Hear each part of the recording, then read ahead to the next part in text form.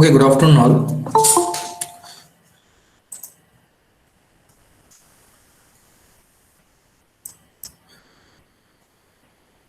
After joining the class, you have to first write your enrollment number into the chat box.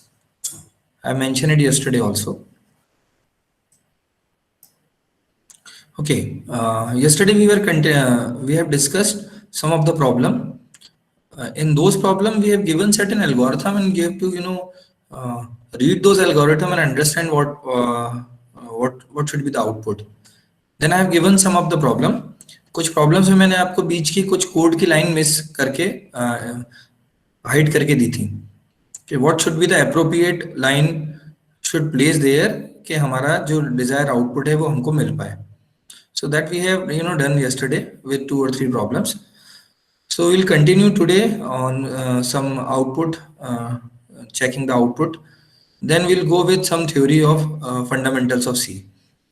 So we'll first start with some problems. I will give you some code and you have to check what will be the output. No one will just solve it and you can write the answer into chat box without giving any logic or description. The point is, I want everyone to participate, number one. Number two, I want everyone to understand how these things have come. Once the answer is no to others, their efforts reduces. So the point is, we want everyone to put their efforts. Okay. So just write answer without explanation and other things. I will give you time to discuss. We'll discuss it, and there is no hurry. It's not like that you have to complete all the questions today.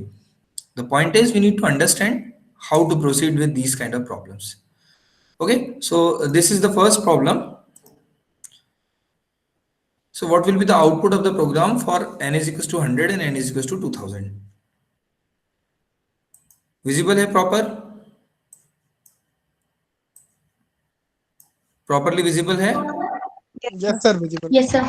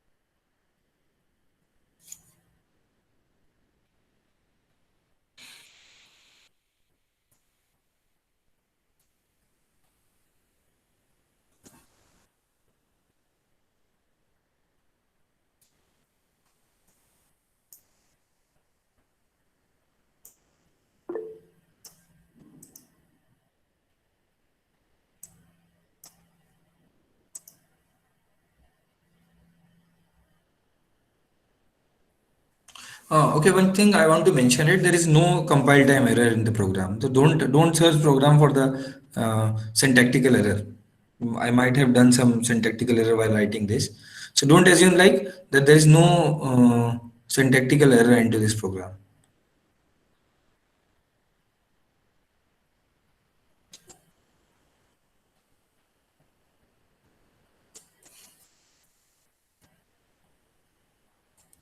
And why, Umar, you were telling that compiler error? Sir, after scanf, the semicolon is missing. Okay.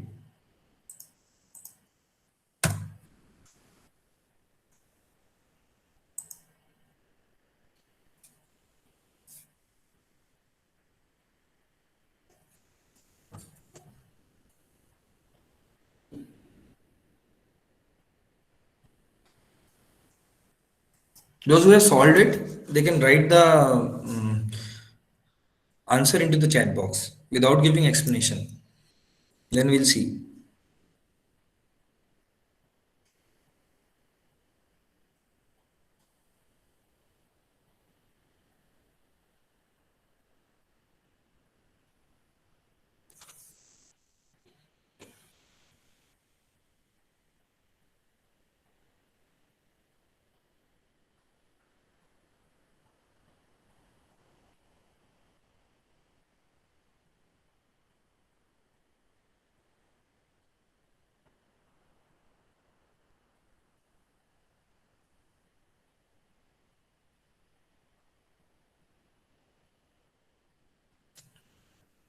Krishna, would you like to change your answer?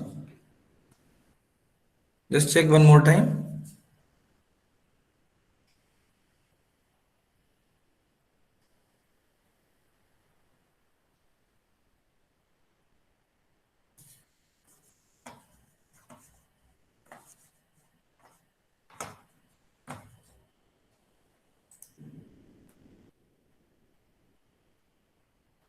Shailendra, what is your answer?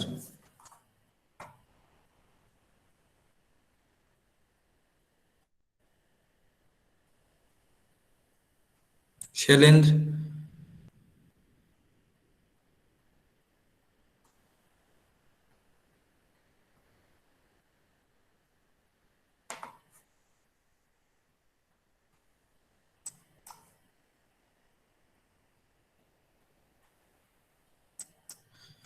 Shailendra, are you able to hear me?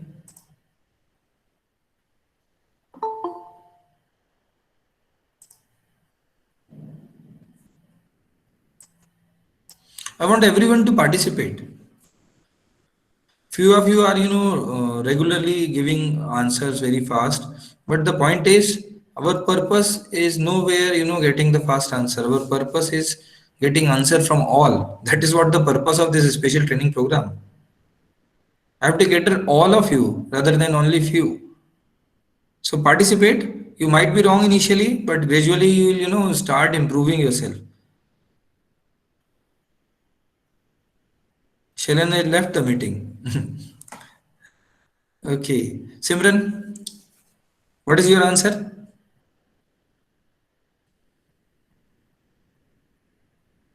Simran. से कर रही हूँ.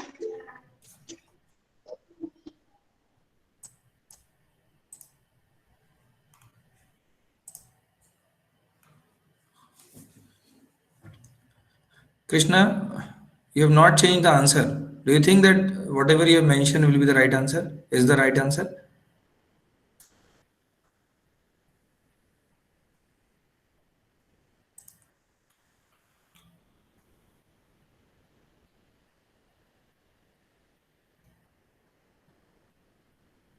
Mayank, what is your answer?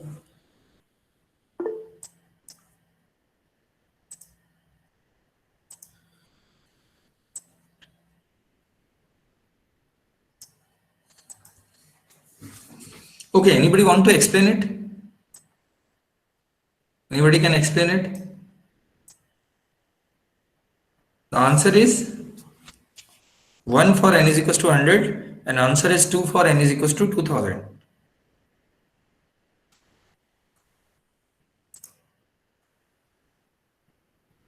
Is it so? So, what will be the answer for n is equals to this? Say 1, 2, 3, 4. Those who have solved it, just try for this value n is equals to 1, 2, 3, 4. Sahil?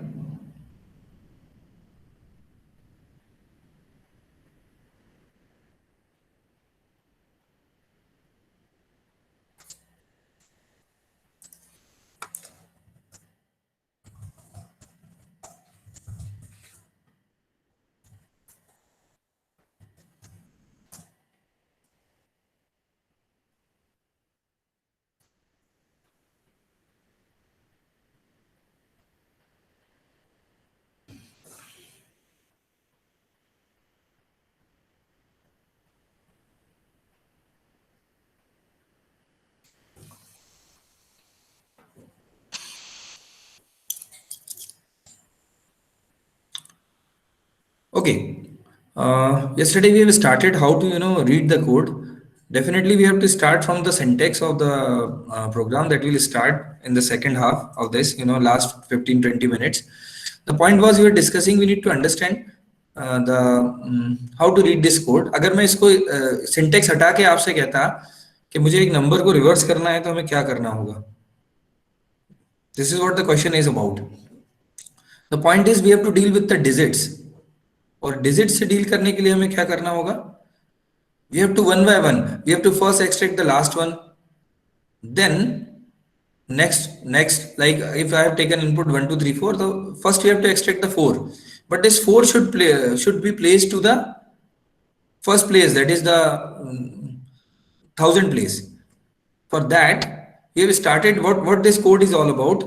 You can see we have find out the remainder, and then that value all the time we have started from modulus operator. Then that value is always we have stored in a variable, then reduce that number by 10 every time. तो हमने यहाँ decimal place के साथ काम किया, हर बार reduce करा, last digit को लिया, और इंपॉर्टेंट बात थी s इंटू 10, हर बार हमने क्या करा, डेसिमल में उसका एक प्लेस मूव कर दिया. पहली बार 4 एक्सट्रैक्ट करा तो वो फर्स्ट प्लेस पे था, दूसरी बार 3 आया तो 4 सेकंड प्लेस पे जाएगा, and like this. So we have started like this. Actually the reason for giving this kind of problem is, एक सिमिलर क्लास ऑफ प्रॉब्लम से हमारी बहुत सारी चीजें हो जाती हैं. Sahil, you were not present in last 2 classes, so we have discussed few things, and among that point was, first we must able to learn that अगर मैं ऊपर से ये हटा दूं ये सिंटेक्स, तो लॉजिक तो सिर्फ यही है ना. अगर मैं वाइस को एल्गोरिथमिक वे में लिखता, yesterday we have discussed 2 or 3 algorithms where we have not written the code fragment, we have written the algorithm in the simple English language format. So that we have to understand that the logic. और logic यहाँ पे क्या था, अगर मैं इसको change करूं बात को, इस तरह से ना लिख के ये कहता कि अगर मुझे एक नंबर को का रिवर्स करना है तो मेरा अप्रोच क्या होगा. So that is it is not like that programming is involve into that. Here also we are discussing the logic, and logic, what is the logic here. अगर मुझे नंबर को रिवर्स करना है, सपोज वो number 1, 2, 3, 4 है, तो मुझे उसकी डिजिट्स के साथ खेलना होगा, और डिजिट्स को एक्सट्रैक्ट करके मुझे इसे कैसे मूव करना होगा, that we have to learn. Okay, तो यहाँ पे पर्पस अभी आउटपुट की टर्म्स में डेफिनेटली मुझे थोड़ा सी की सिंटेक्स इसलिए लूंगा कि अल्टीमेटली इसी की तरफ हमें आगे बढ़ना है, तो वो सिंटेक्स को मैंने लिया. बट लॉजिक ये है कि हम ये समझें कि ये डिजिट एक्सट्रैक्शन की चीज थी. देखो अभी इसमें ना कृष्णा ने गलत दिया था, 001 और 002 टाइप आंसर दिया था, जबकि प्रिंट स्टेटमेंट तो एक ही था. तो दैट इज ओके अगर हम सिंटेक्स और उस पर बात ना करें. तो लॉजिक पर यहाँ पे हमें समझना है डिजिट एक्सट्रैक्शन, क्योंकि ये एक अकेला लॉजिक हमारी वेराइटी ऑफ प्रॉब्लम्स को सॉल्व करता है. कुछ बहुत फेमस प्रोग्राम्स की अगर हम बात करें कि पैलिंड्रोम है कि नहीं, नंबर डिजिट एक्सट्रैक्ट करो, ये नंबर एमस्ट्रॉन्ग है कि नहीं. एमस्ट्रॉन्ग नंबर क्या होता है, anybody who can tell me? Do you know Sahil, what is Armstrong number?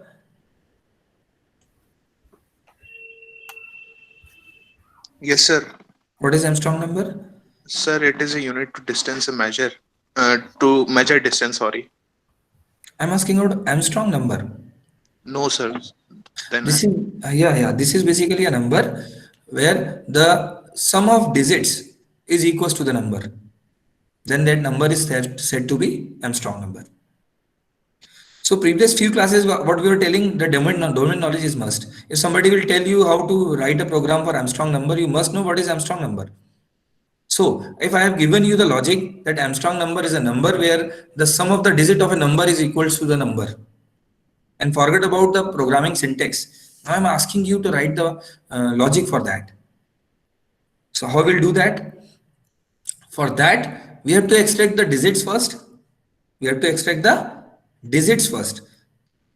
Like I am giving you the example of Armstrong number, it is 153.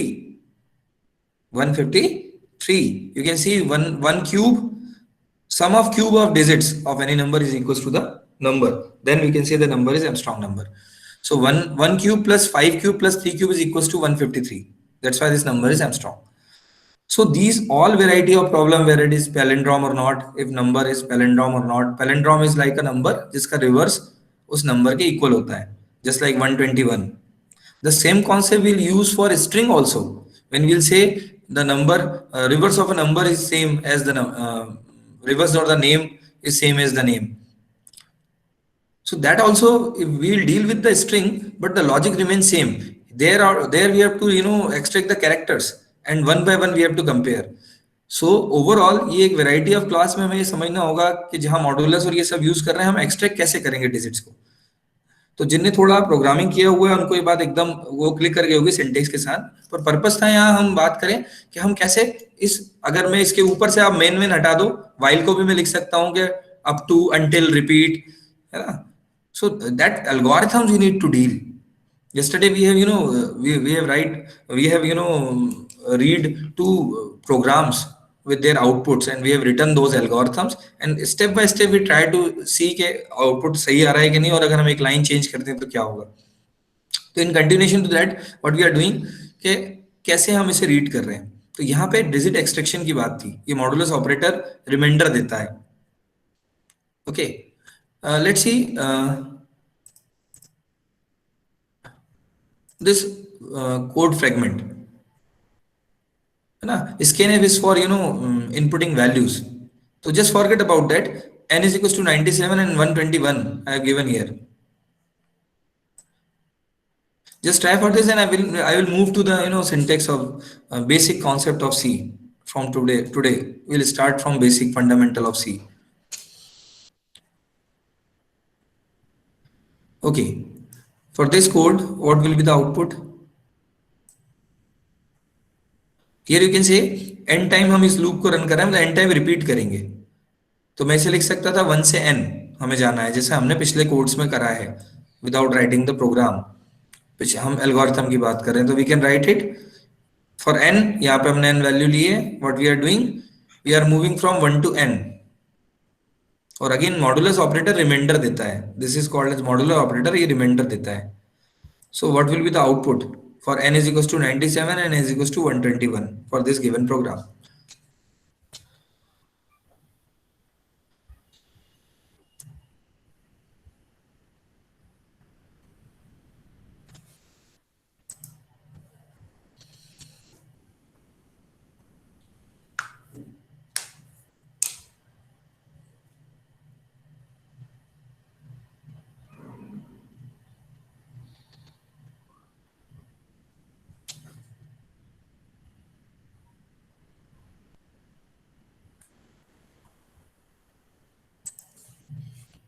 Ritik, yes for n is equals to 97.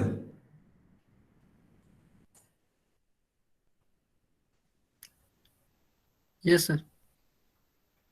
For 21, 121 it is no.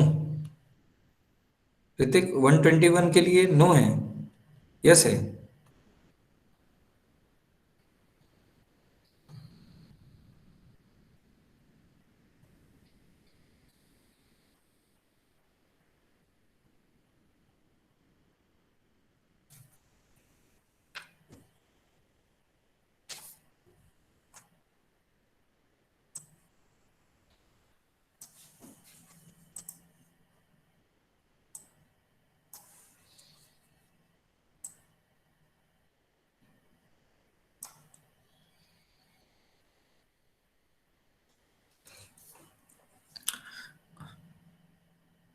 Okay, who among you who is there who don't know the logic of prime number? If I will ask you what is prime number? कोई ऐसा है जिसको नहीं पता कि prime number क्या है? Anyone?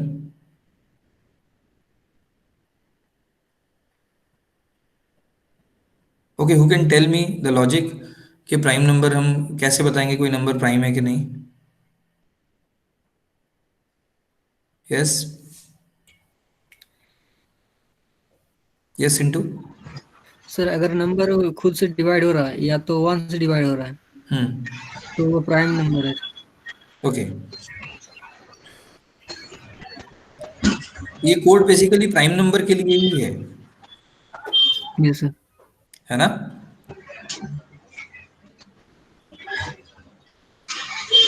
Okay, अब मेरा क्वेश्चन समझना, ये सामने है, ये प्राइम नंबर का कोड है ना?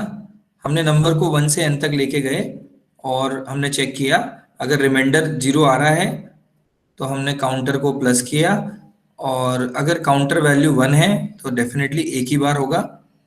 इस कोड में कुछ मिस्टेक है अगर ऑब्जर्व करा हो किसी ने?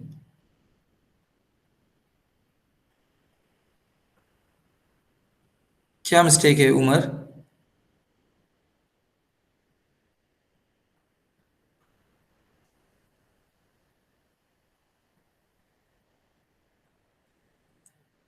क्या हमको n तक जाना चाहिए? सर अगर वो नंबर यस, हमें n तक, अगर वो नंबर एक भी नंबर से डिविजिबल है तो आगे चेक करने की जरूरत नहीं है, अच्छा क्योंकि वो प्राइम नंबर हो ही नहीं सकता अगर एक भी नंबर से डिविजिबल है।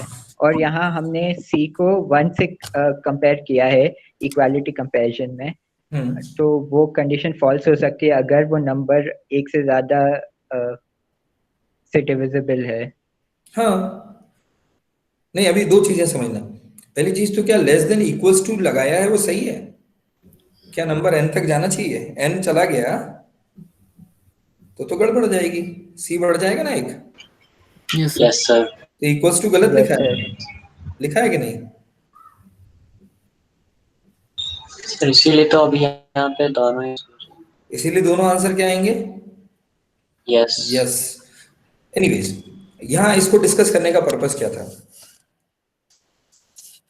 यहाँ इसको डिस्कस करने का मतलब था, एक तो जो अभी तुमने बोला ये ऑप्टिमाइजेशन है, ये सब है ना सेकंड और थर्ड स्टेज ऑफ लर्निंग होता है उमर। पहला होता है हम पहले कॉन्सेप्ट पकड़े फिर हम ऑप्टिमाइजेशन पे आए। These are the techniques known as optimisation of code. पर अभी मैं दूसरी बात कहना चाह रहा हूँ। मेरा कहना है कि हर कॉन्सेप्ट को वन लाइनर में हमारे पास दिमाग में फिक्स करना है, ठीक है? जैसे प्राइम नंबर 1 और n से डिविजिबल बोलते हैं, अगर मैं कहूँ किसी के फैक्टर्स निकालना है तो कैसे निकालोगे? साहिल, अगर मुझे एलसीएम निकालना है किसी नंबर का तो कैसे निकालता हूं मैं?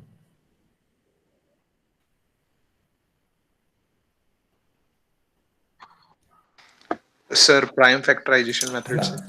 तो अगर मैं ये कहूं कि इस तरह की प्रॉब्लम्स जहां पे एलसीएम एचसीएम प्राइम नंबर, और अगर मैंने प्राइम नंबर निकाला है तो और भी होंगे, हम कहते हैं परफेक्ट नंबर, है ना? परफेक्ट नंबर क्या होता है? Anybody knows? एनीबडी?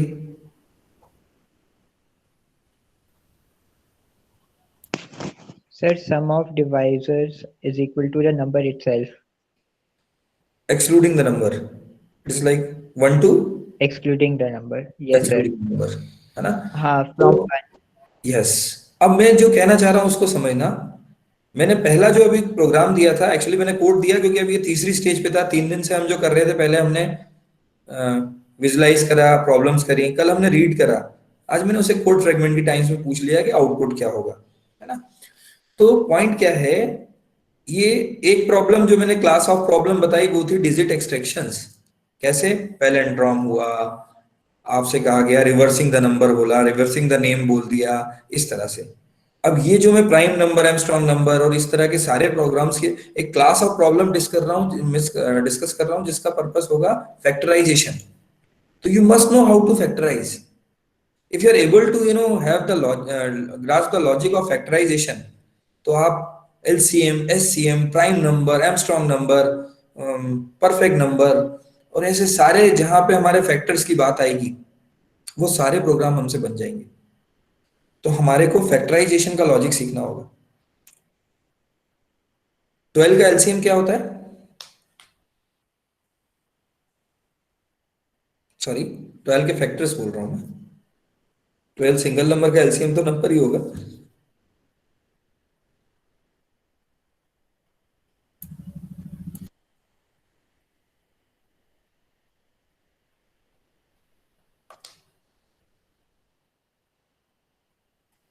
तो फैक्टराइजेशन का जो मैंने कॉन्सेप्ट बोला ना, प्राइम नंबर में भी हम फैक्टराइजेशन निकालते हैं। तो 1 से हम n-1 तक की बात करें, 1 से अगर हम n-1 तक की बात करें तो फैक्टर अगर एक ही आया, जो 1 ही होगा डेफिनेटली, तो हम कह सकते हैं कि नंबर प्राइम है, नहीं तो नहीं है। इसी की दूसरी वैरायटी जो मैंने कहा, तो मतलब मेरा कहना है कि जब भी प्राइम नंबर की बात आए, इस तरह की चीजें हम फैक्टर कैसे करते हैं ये समझें, और उसी का हमें लॉजिक कोड में कन्वर्ट करना होगा।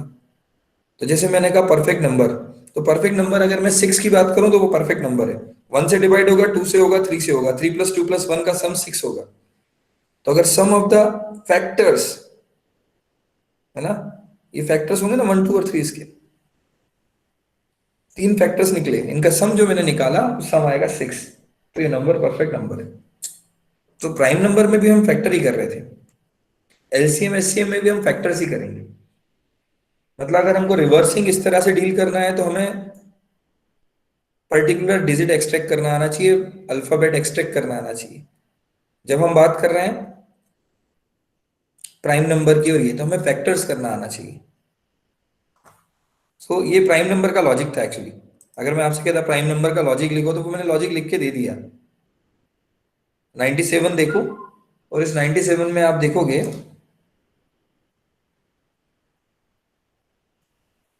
कि इस 97 में आप देखोगे कि हमने 1 से n तक क्या करा है, मॉडुलस रिमाइंडर देखा। रिमाइंडर मतलब अगर रिमाइंडर 0 आ रहा है तो वो फैक्टर है। तो एक्चुअली हम फैक्टर्स ही देख रहे थे इस प्रोग्राम में, प्रॉब्लम में। Okay okay, rest of the problem will discuss later. From today will start. हाँ, ये जो एक बात थी जिसने जिसने लिखा है ब्रेक और ये, इस पे भी एक बात कर लूं। फास्टेस्ट वे में प्राइम नंबर चेक करना है तो कैसे चेक कर सकते हैं? Forget about the programming. आपको मैं कोई ऐसा नंबर दे देता हूं जिसको आपको चेक करना है कि वो प्राइम है कि नहीं, तो फास्टेस्ट वे क्या करते हैं? यही ऑप्टिमाइजेशन पे आएगी बात। तो जैसे अभी उमर ने बोला कि सर हम ब्रेक कर देंगे, तो उधर दूसरा फैक्टर मिलेगा तब ब्रेक करोगे ना, ठीक है ना? ब्रेक करने की बात करी मतलब मिल गया फैक्टर। इसी को मैं एक चीज एक लाइन में बोल दूं कि हमें n तक जाने की जरूरत नहीं है, n/2 कंपैरिजन में हमारा काम हो जाएगा। सपोज मुझे 100 चेक करना है कि प्राइम नंबर है कि नहीं, तो मुझे 1 से 100 जाने की जरूरत नहीं है डिवीजन चेक करने की। 1 से 50 is sufficient to check whether the number is prime और नॉट। व्हाई? लॉजिक इज 52 से 100 होगा ना, 1 के अलावा जो भी फैक्टर होगा मिनिमम 2 फैक्टर होगा ना। All of you getting me what I am telling you? Yes sir. तो पॉइंट क्या हुआ, ये ऑप्टिमाइजेशन की बात है। ये हम नेक्स्ट स्टेप में बात करेंगे ऐसे। अभी हम समझ रहे हैं क्योंकि अभी अगर हम दो स्टेप में एक ही चीज को बोलेंगे ना कि आधे नंबर, तो फिर भी मैंने इसलिए बोल दिया कि हम लॉजिक बिल्डिंग में इस बात का ध्यान रखें। अभी जो आप लॉजिक बना रहे हो जरूरी नहीं वो ऑप्टिमाइज लॉजिक है। अभी पहले हम समझ जाए प्राइम नंबर, नेक्स्ट स्टेज हम बोलेंगे कि प्राइम नंबर को ऑप्टिमाइज करो। Lot of people are working to reduce the complexity of this prime number to you know up to log n। This is something n/2। आप लोग data structure पढ़ रहे हो, you must understand the complexity and that is what the purpose is. We have to design the algorithm, we have to design the optimized algorithm. That is what the ultimate goal is, so that in less amount of time, less space, we can able to execute the program. That's why उन 7 step में again and again मैं बोलता हूँ कि important part होता है up to algorithm design. Rest is something called syntax and that you have to deal with that syntax, है ना? क्योंकि हमें उससे फेमिलियर होना है, इसलिए कोड सिंटेक्स सामने रखना है। तो मैंने अभी जो बोला उसको समझो कि हमने फैक्टर्स वर्ड क्यों बोला। This is the way to हम मेमोराइज करें कॉन्सेप्ट को, रादर देन लॉन्ग टर्म्स हम कहें अच्छा रिवर्सिंग मतलब हम एक्सट्रैक्शन ऑफ डिजिट, प्राइम इस तरह की प्रॉब्लम मतलब हम बात करें फैक्टराइजेशन। तो अकेला फैक्टर से प्राइम नहीं हमने कैटर किया, हमने एलसीएम एससीएम सबको कैटर कर लिया, क्योंकि वहां इंटरसेक्शन ही तो निकालोगे एससीएम में, एलसीएम में कॉमन निकालोगे, उसे स्टोर कर लोगे। That will see with this programming language how we can do, but the concept you have to learn. तो factorization is the concept. And अभी जो मैंने बात बोली वो क्या बोली कि यहाँ पे हम अगर n की जगह n/2 तक कंपेयर करते, तो एक बार अगर मैं 100 के लिए 100 कंपैरिजन कर रहा था अप टू 100 ये, if we will do the 100 comparison, that can be done in only 50 comparisons, और even can less can also be done. और वो कैसे हो सकता है कि इवन छोड़ दो और ऑड देख लो, that can also be done. मेरी कुछ बात समझ में आ रही है जो मैंने अभी कही? Yes sir. n/2 तक तो समझ में आ गई ना सबको? Sintu, anybody wants to ask something? जो अभी मैंने कहा उसको मैं फिर एक चीज ऐड और कर रहा हूं। अभी हमने पहले n को रिड्यूस करा n/2 से, अब मैं अगली बात बोल रहा हूं, उसको ध्यान से सुनो। हम इवन नंबर से डिवाइड ही क्यों कर रहे हैं?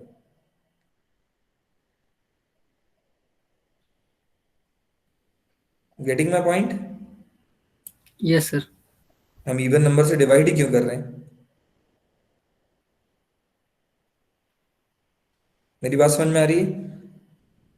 2 से डिवाइड हो रहा है, 4 से हो रहा है, 4 से हो रहा है तो 2 से तो हो ही रहा होगा। तो why not to deal with these odd numbers only? तो even 1 to 100, एक तो हमें n/2 तक जाना है, और n/2 में भी हम क्या करें, केवल ऑड टर्म्स लेना। यस सर, वो कम से कम हो जाएगा। अब ये n/4 जैसी चीज आ गई कि नहीं आ गई? Yes sir. ये मैंने आखिरी जो लास्ट लाइन बोली है वो समझ में आई?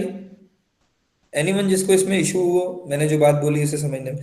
Although it is not the perfect systematic logic, अभी भी इसको पूरा हमको ऐसे डिराइव करना होगा। जो मैंने बोला n से n/2 is damn sure, n/4 मैं ऐसे बोल रहा हूँ कि 10 को चेक कर रहे हो तो मैंने आपसे कहा 1 के बाद 3 से चेक करो ना, 5 से करो, है ना?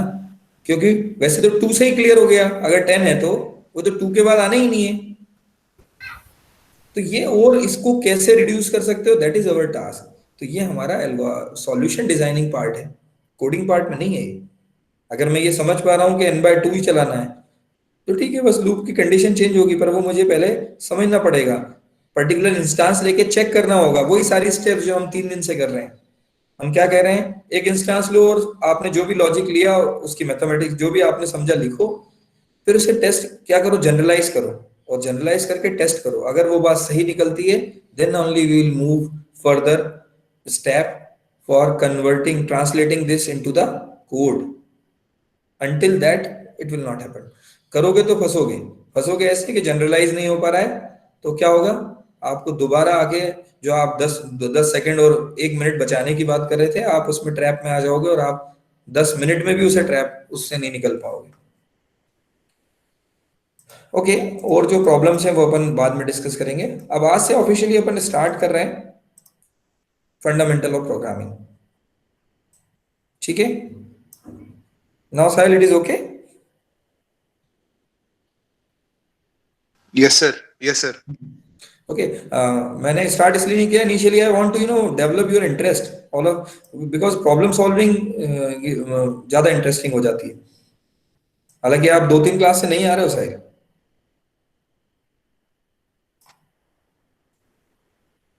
Sorry, sir. वो मेरी तबीयत खराब थी।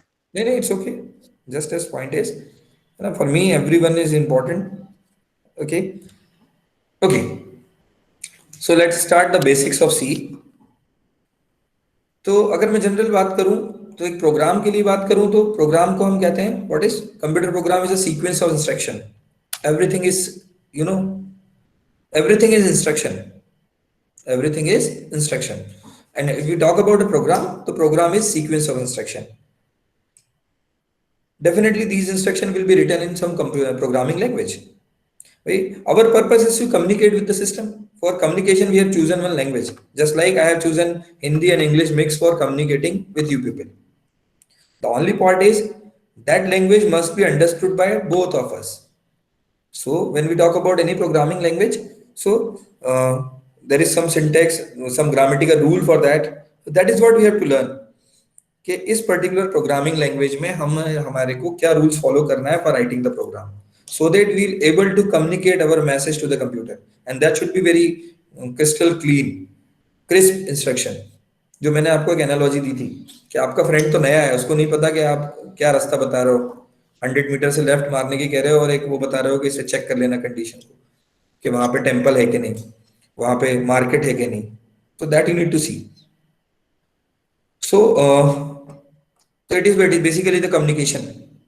For communication we are using for communicating with system we are using programming language for writing the code.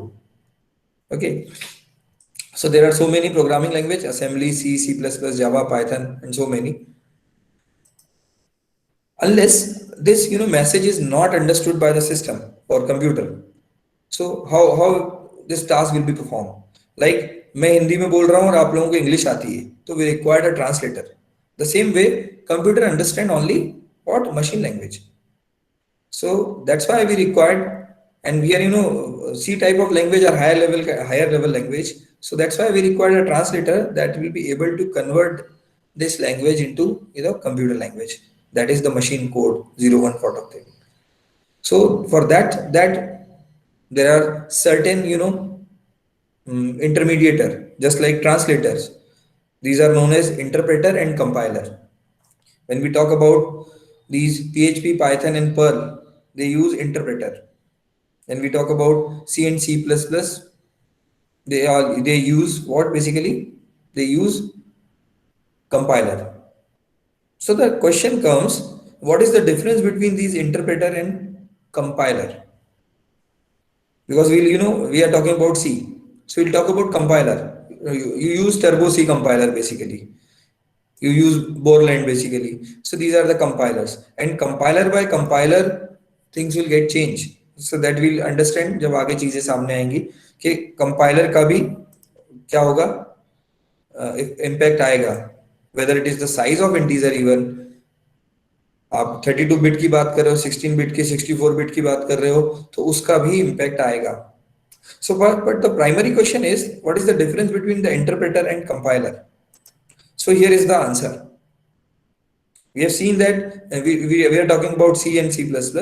So we are talking about compiler. If we take other example like even Python, some of you might have code in Python, PHP or Perl. So here they are using interpreter. So there is these are the common difference. These are the important difference between the interpreter and compiler. When we talk about C type of language, so compiler translate the entire program as a whole into the machine code.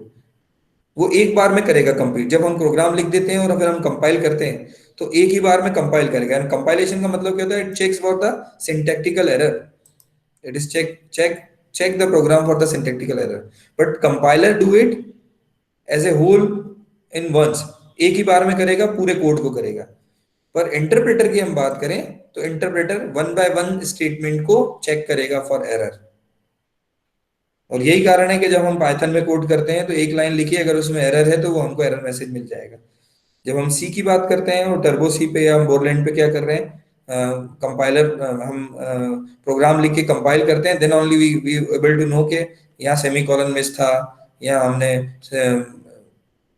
कुछ spelling mistake करी है, keyword गलत लिख दिया है and all.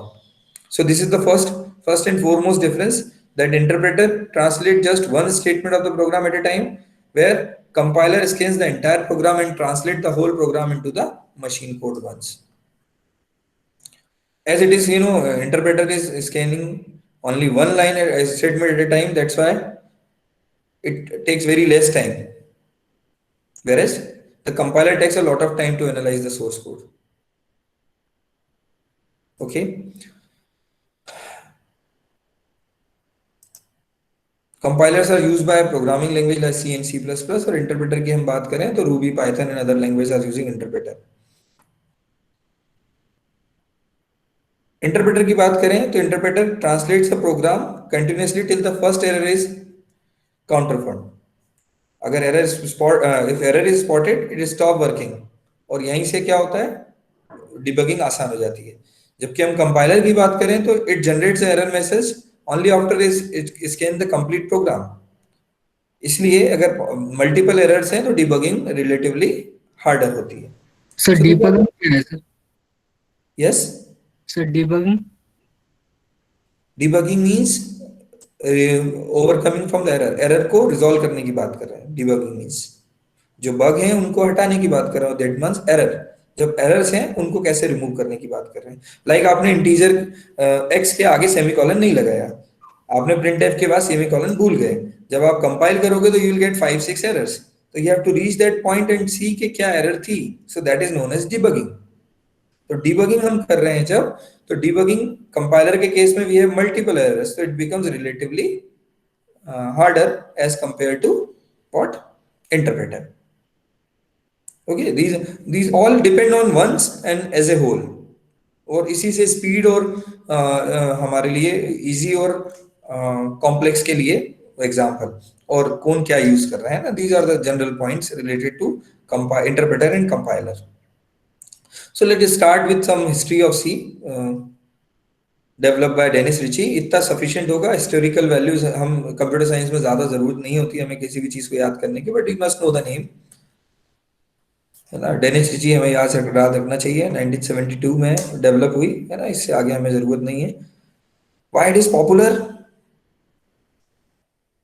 simple and easy to use. That's why आज हम Python और इसकी भी बात करते हैं, but still we are running the classes for fundamental using the C, है ना? Okay, why do use C? Important है points. It is initially used for system development work, in particularly programs that make up the operating system. Initially, है ना?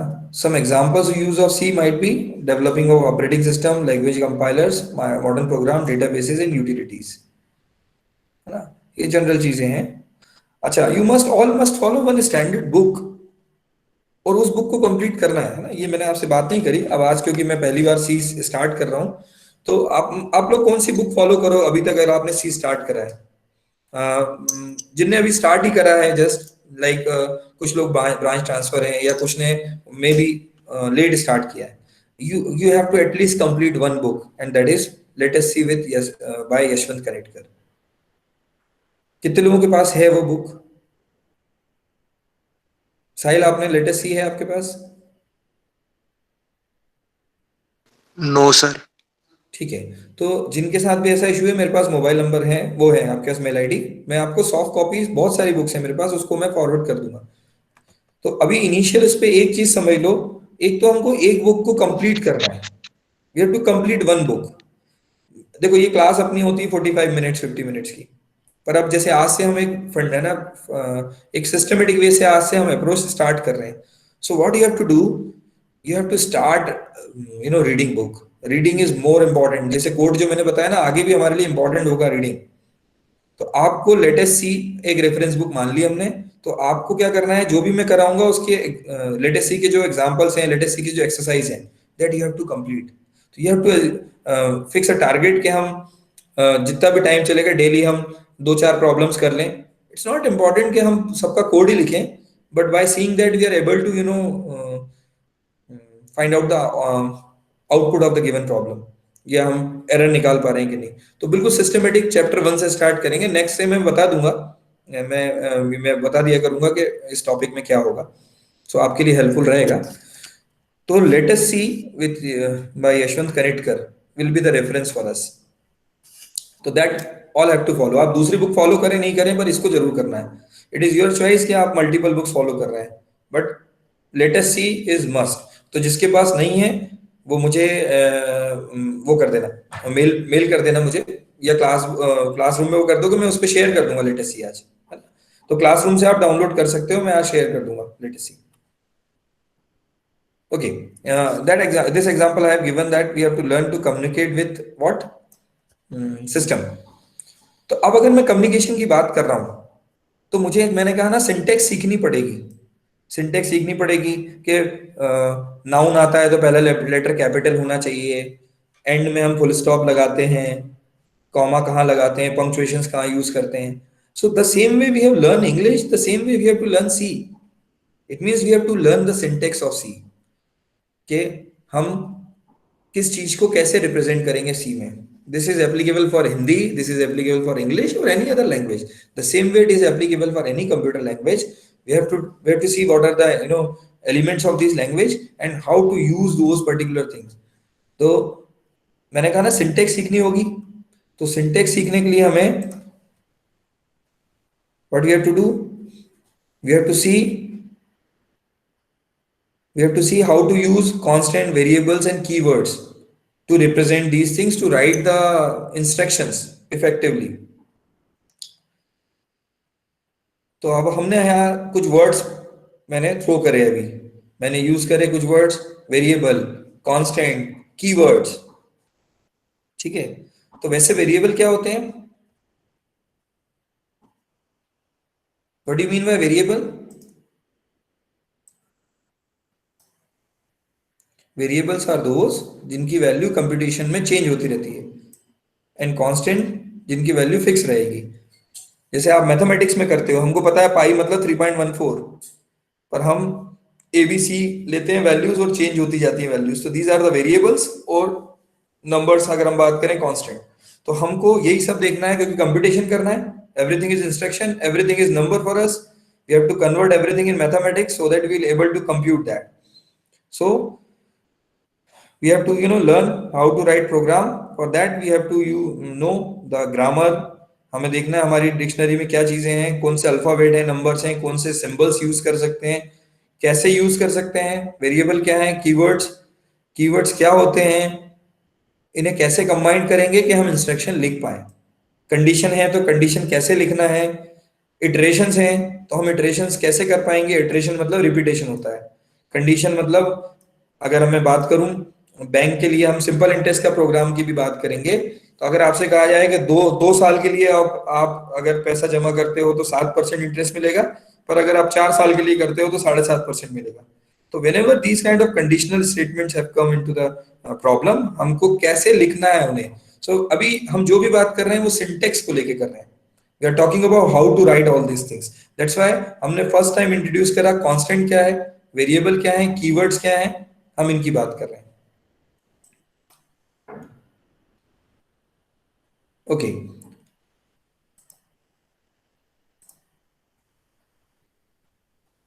तो अगर हमें group of instructions जो लिखने होंगे, जिसको हमने कहा कि computer program is nothing but the sequence of instruction, so for that अगर हम इंग्लिश में बात करें तो अल्फाबेट्स A to Z हम बात करते हैं, अल्फाबेट से हम वर्ड्स बनाते हैं, वर्ड से सेंटेंस और सेंटेंस से पैराग्राफ। तो similarly when we talk about C, will start from C में हम क्या स्टार्ट करेंगे, अल्फाबेट्स, डिजिट और स्पेशल सिंबल्स, ये हमारे वो हैं जिनके थ्रू हम क्या करेंगे, वर्ड्स की जैसे हम बात करते हैं ना, तो हम कांस्टेंट, वेरिएबल और कीवर्ड्स इन अल्फाबेट, डिजिट और स्पेशल सिंबल से बनेंगे, जिनको हम इंग्लिश में वर्ड्स बोलते हैं।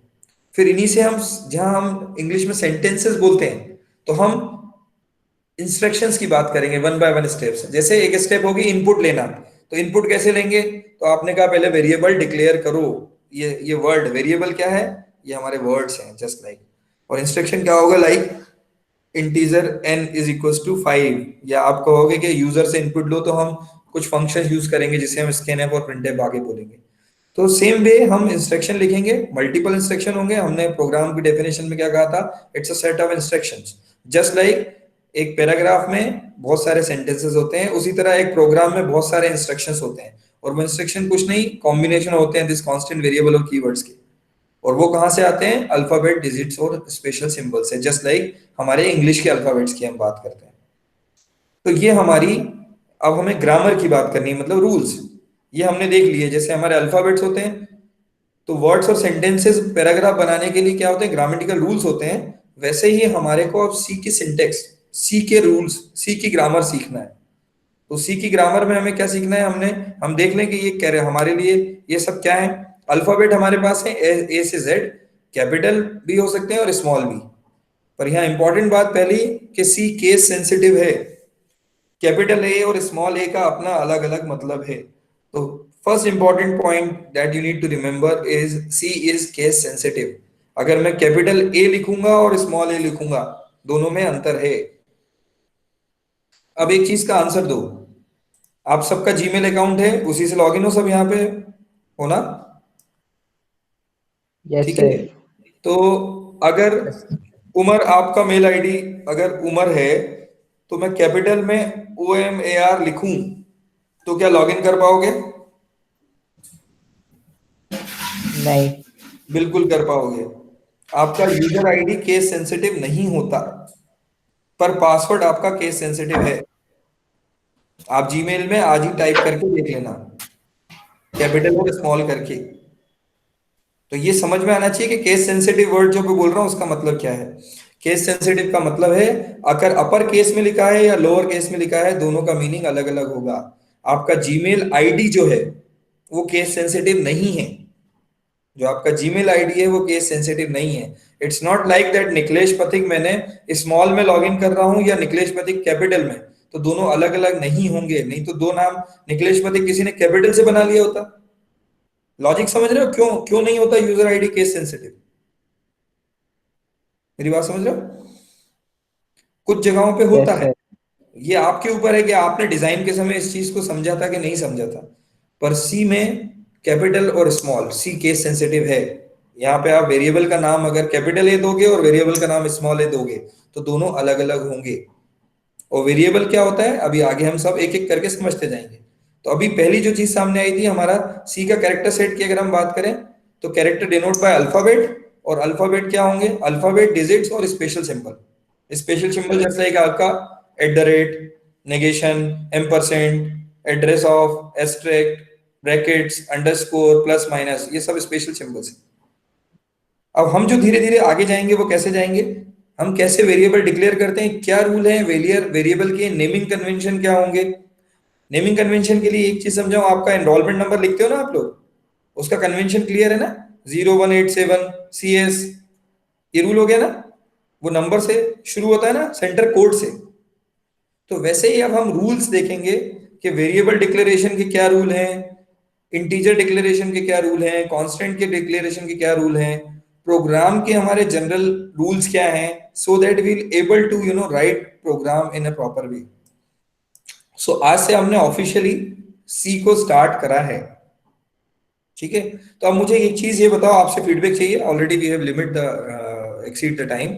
मेरा पॉइंट ये है कि क्या हम सीधे सिर्फ सी कॉन्सेप्ट को साथ में चलें, या हम एक पार्ट में कुछ एक दो क्वेश्चन करें और दूसरे पार्ट में हम थ्योरी पढ़ें, थ्योरी, और इस तरह से फिर, क्योंकि जैसे जब ये एक लेवल अचीव कर लेंगे तब मैं कोड में ही आपको सिस्टम पे code on direct live code करा करूंगा, और अपन डिस्कस करेंगे कि अब इसमें क्या करें अगर ऐसा करना है तो। So that approach we will follow. It's not like that you have to write the code. It is not compulsory for you. आप बाद में प्रैक्टिस कर सकते हैं। तो हमें कल से केवल कॉन्सेप्ट पढ़ना है या साथ में क्वेश्चंस भी करना है? सर एक बार थ्योरी कंप्लीट हो जाएगी तो क्वेश्चन करने में ज्यादा इजी हो जाएगा। तो जैसा आप अभी तक जो मैंने लिया था पहले, उससे प्रोग्रामिंग को कोई ताल्लुक नहीं था, अगर आज की क्लास छोड़ दें तो, है ना। तो what you can do, whatever feedback you have, है ना, आप मुझे मेरे नंबर पे वो कर सकते हो, मतलब अपन देख लेंगे, दोनों चीजें अपन कर सकते हैं। ये डिपेंड करेगा हम सब के लिए, it's not for only one, it's for all. तो हमको समझना होगा, और फिर किसी को अगर पर्सनली कुछ लगता है तो आई विल सी कि मैं आपको पर्सनल लेवल पे कैसे हेल्प कर सकता हूँ, है ना। सो दैट विल सी, तो हम प्रोपोर्शन को प्लस माइनस कर लेंगे, सो दैट इज ओके, है ना। वो कोई इशू नहीं है। किसी को भी कोई डिफिकल्टी है तो हम उसको अलग से कैसे डील करेंगे, मेरी एक आध वीक के बाद से वैसे भी बाकी सारी क्लासेस एंड हो जाएंगी, तो इट्स नॉट लाइक मैं अलग से पर्सनल वे में भी कैसे डील कर सकते हैं ऑनलाइन सेशन करके, दैट विल सी। ओके, कल से एक चीज ये रखना है कि आते से ही सबसे पहले एनरोलमेंट नंबर डाल दिया करो, तो मेरे लिए रिकॉर्ड कीपिंग आसान हो जाएगी। एनरोलमेंट नंबर डाल दिया करो तो मैं चैट स्क्रिप्ट से निकाल लेता हूँ, है ना। ऑल्दो इस अटेंडेंस का कोई मतलब नहीं है, पर I just want to see the sincerity और रेगुलरिटी ऑफ यू ऑल, है ना। That's why I am recording all those things. Okay, so that's all from my side. You can leave. Already we have exceeded the time. Okay. Good day. Thank you sir, good day. Thank you, sir. Good day.